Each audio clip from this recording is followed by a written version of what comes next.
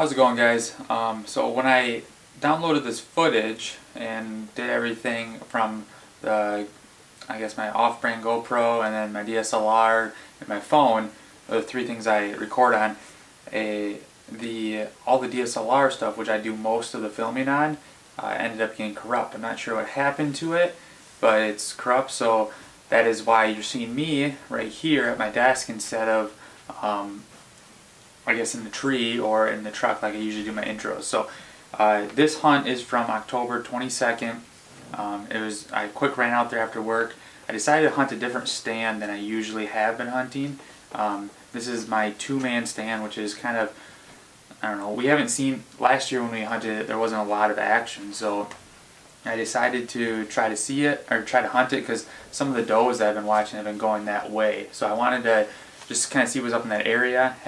We don't even have any trail cameras or anything, so I decided to hunt it. So I'm going to get into this, and I'll just kind of give you a walkthrough of the video, kind of a voiceover, just that because it was a good night of hunting. So.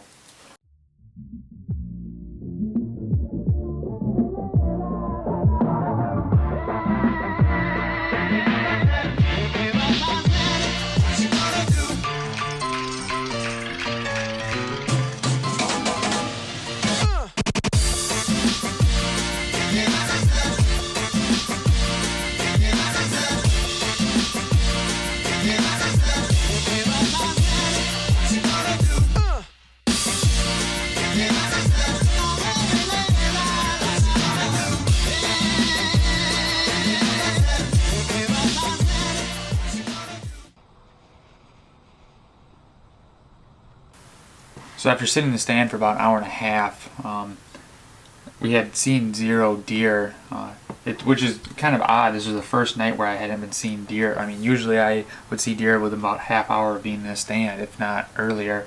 I finally saw this one doe. She kind of snuck in on me off behind out of that field. I'm not really exactly sure where she came from, but she came in. She was kind of just monkeying around, as you can see, and starting to kind of work her way in. I wasn't planning on shooting the doe, and I wasn't gonna shoot a doe, so I just kind of let her work, and I was able to record.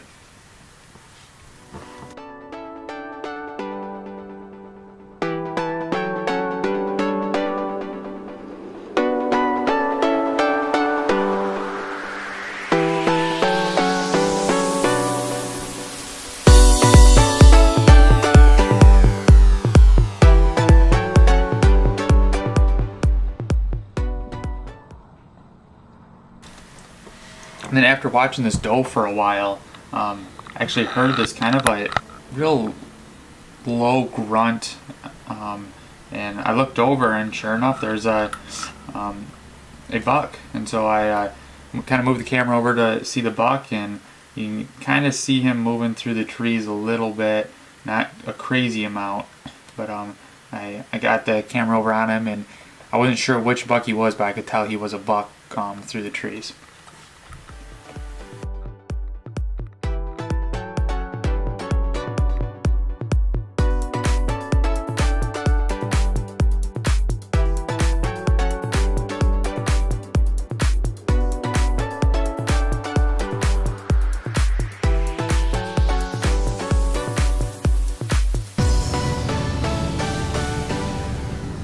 So as you can see, he's walking through the woods, and he's headed up to the main trail. When he got up to that main trail, he was acting like he was going to go away from me, not towards me. So I gave him a couple grunts, got his attention. He started actually working at me and coming my direction. So once he started coming my direction, he was pretty on edge. Granted, because I was grunting him quite a bit just to get his attention. I was really kind of blaring at him, and so he starts working my way.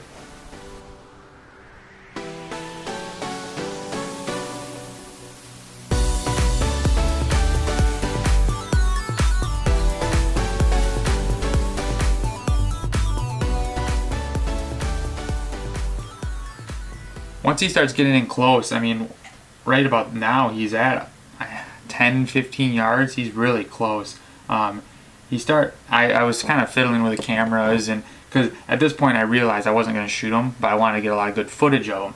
And which is kind of funny because, well, my DSLR actually didn't get any of the footage that I spent all the time getting. He started working in, and I kind of moved the DSLR at the wrong time when he looked up, and he, as you see, he spooks away and he runs over. But at that point, he still wasn't sure what was happening, so I grunted at him, and I kept him in about a 30-yard area for, I don't know, it was quite a while. He hung close, and he was still interested in coming over because, I mean, you could tell he was ready for the rut. He was grunting, or he was kind of chasing around those does, and he was very interested.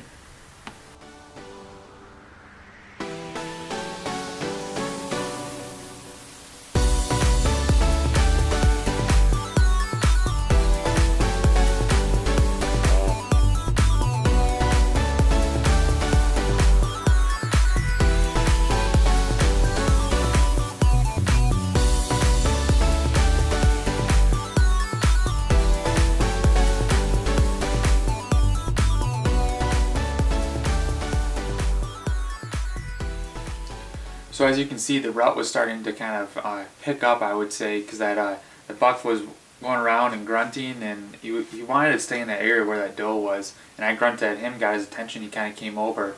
It's a little bit early at this point, but it was showing good signs. That was the first time I had ever seen him around, and as the trail camera's pictures show, he is just completely on his right side. That's it.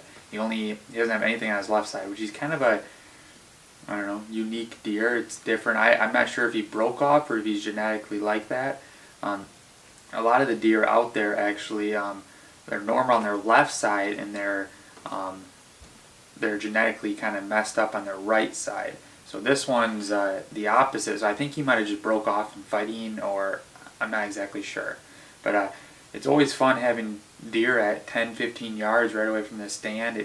You learn a lot about how much you can actually move. It's kind of fun testing how much you can actually move when you're not going to shoot this animal. So, I mean, those does, they were about 25 yards away, and then this buck, he was at about 10-15 yards, and I was able to know how much I can move, what cameras I can move at what time, and granted, I did have my scent kind of going towards him, so it didn't help, but overall, it was a great night. It was fun being out there, so thanks for following along like always, and we'll see you guys next time.